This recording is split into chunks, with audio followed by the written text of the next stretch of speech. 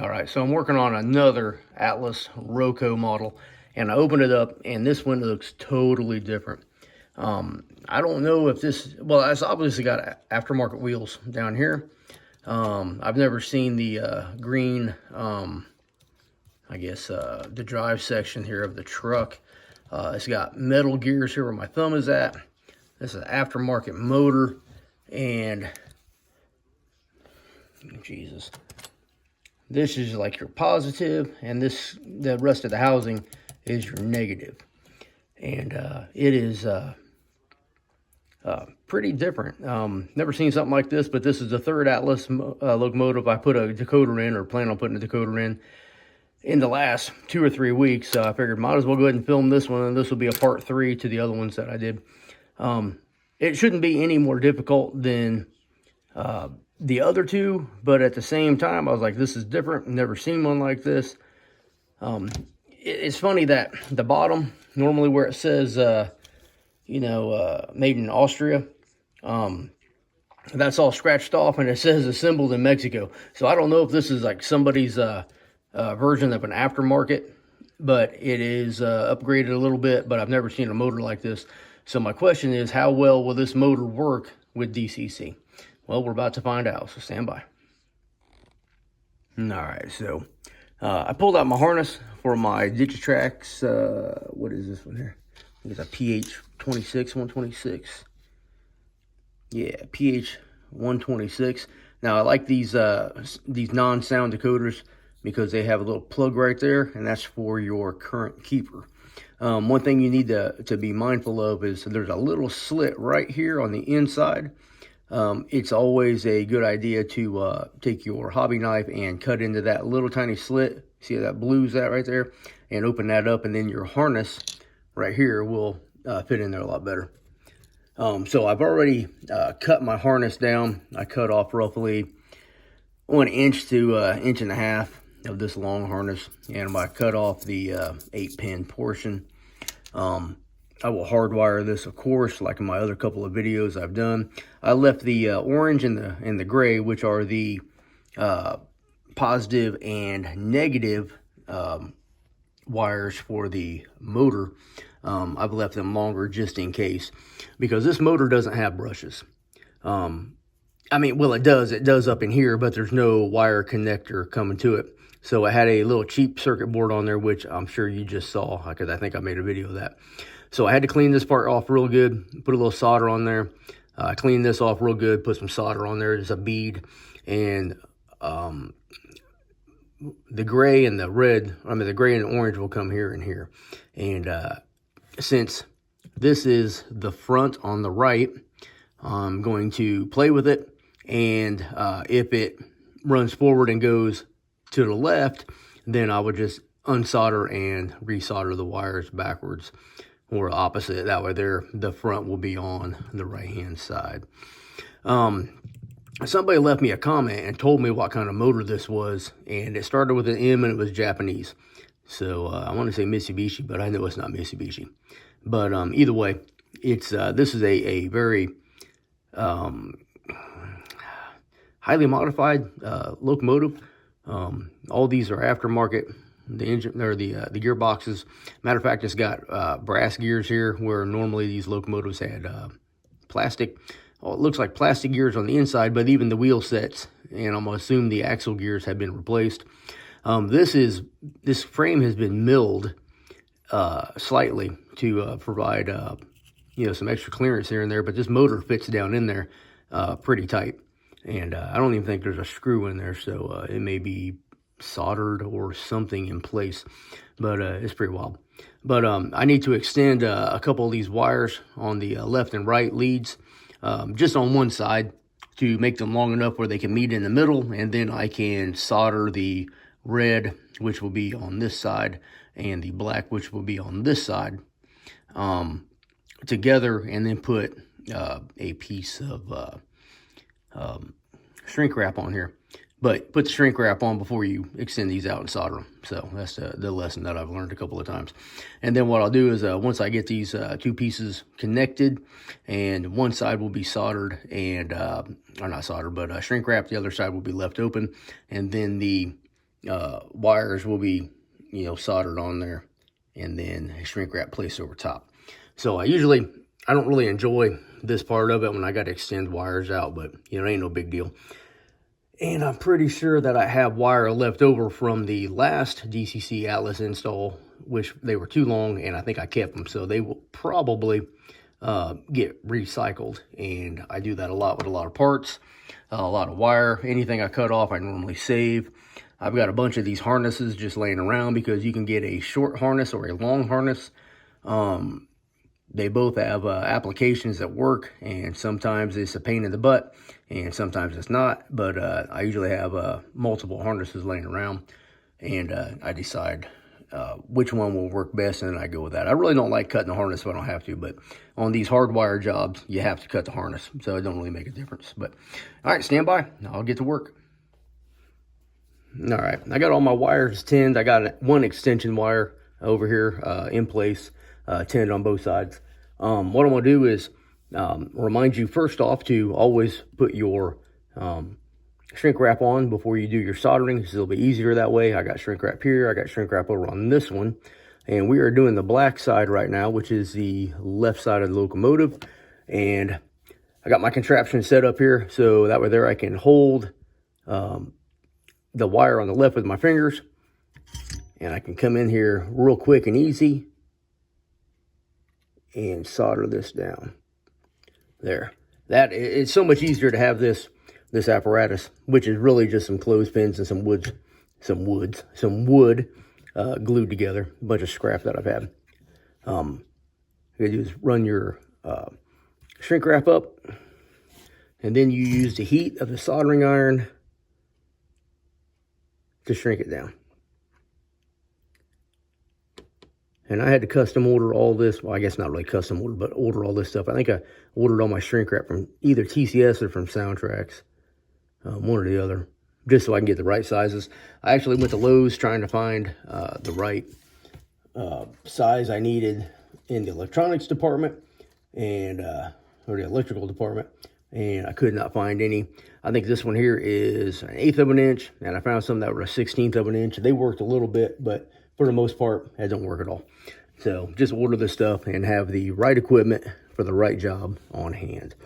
So what I'll do here is I'll solder this next one in the same manner. I gotta get it measured out here, get it right spot. And then I'll have to do this one left-handed. And we'll see what we can do there.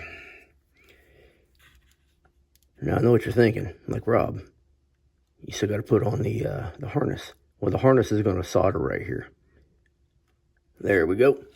And then once the harness is soldered on, that's when you slide the shrink wrap over and shrink wrap it down on the 3 wires together.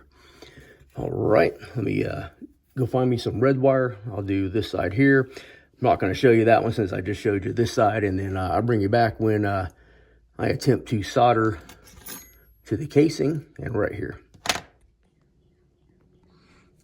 All right, so I got the decoder on. I got the yellow wire, which is the rear headlight. I have the green wire and the, what is that, like a purple or something over here on the end. I got those taped down. Now, the yellow wire for the rear headlight, since I'm running short on LEDs, I'm not going to install one, but I am about to put one into the front, which is the left side of the locomotive. I've also taken the some Kapton tape and placed over the top here, just in case, something was ever touched that, because you got your positive and your negative right here next to each other. Just for, why not? A little extra added safety and, and everything else. But I taped all these to the side here, or to the top, and then I taped the orange and the gray right here to the side, so everything's up out of the way, because you never want anything to be down by the rotating mechanisms, because that can cause a problem. Ask me how I know. So right now I'm going to go ahead and put in a headlight. I've got, I don't even know where I got these LEDs at. They probably came from China. And it's I don't know, it's probably about 6-8 inches long. So I'm going to cut this down. I'm going to use the resistor again, because with this Digitrax 126, you have to use the resistor. I don't know what the ohm is on these. It's either 600 or 1,000. I really don't know. I used one of these last time. Matter of fact, I think these are 1,000. So this might be 600. I used one of these and it did not work. And I didn't know if it was the resistor or the LED. It's probably the LED. But I know this will work because it's brand new. And I will just shorten these wires up a little bit, solder these on, shrink wrap them. And then when I put the shell on, I'll tape it up to the headlight and number board, little clear thing in the back. So you'll see that in just a second. Oh, did I say I tested this? So I tested it. It did go the proper direction and all that stuff, and it did work. So no issues.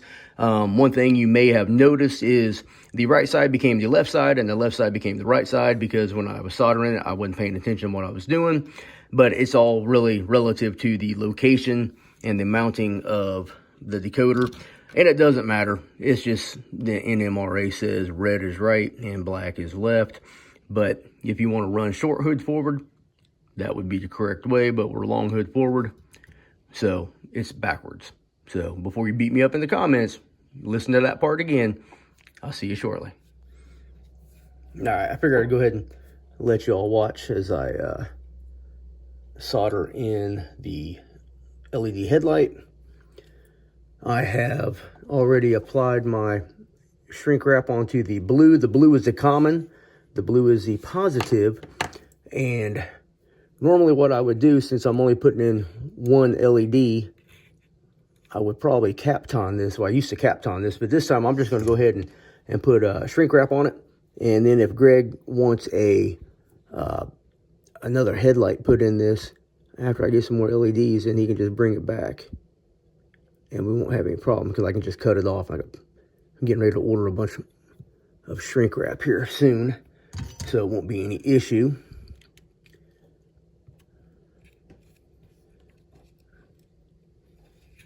Once again, just pull it tight and use the heat from the soldering gun, or soldering iron, I mean, to shrink it down. This stuff shrinks pretty small, because you can see this purple one right here that I did. And the only thing I really hate about doing a DCC install is that it just seems like these wires are like spaghetti. Even when you tape them down, they catch everything. And it just aggravates me. It just aggravates me, but there you go. I'll do this white one while I got you here.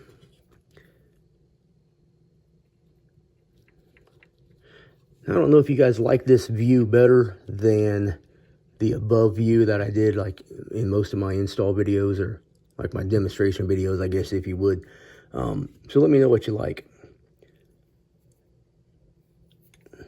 I don't know if you can see better. I know Dwight's always fussing at me about he can't see shit. And I'm like, hey man, zoom in. All you gotta do is zoom in. You're watching on your phone, just zoom in. But I bust his chops a lot too, but that's it. Nice and simple. Now, like with anything, soldering takes practice to make it look right, to make it good, to make it solid. So I highly suggest just getting you some old wire and practice. That's what I did. I think I actually watched a video by George Bogatuk, I think his name is. I think that's how you say it. From Soundtracks. Some people may know him from the What's Neat Show podcast. It's on Saturdays, or I mean, whenever they publish it. Him and Ken Patterson used to be pretty close, I guess. He used to be on there all the time. But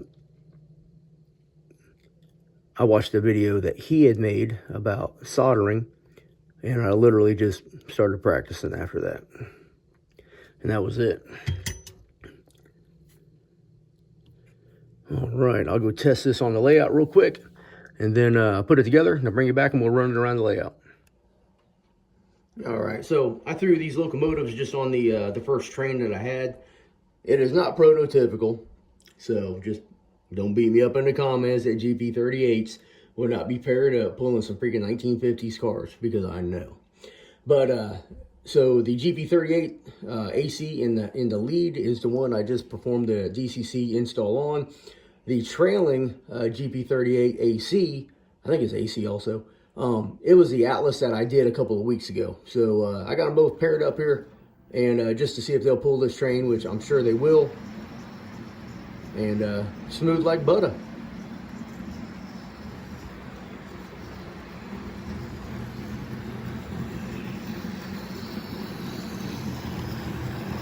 I'll run these around the layout a couple of times, break them in a little bit, make sure there's no issues, and I'm pretty sure Greg will be pretty happy with them.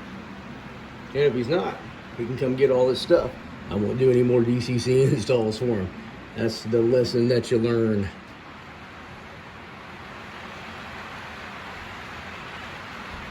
Bring it around to VN Tower down here, and we'll do another run by, and then that'll end the video.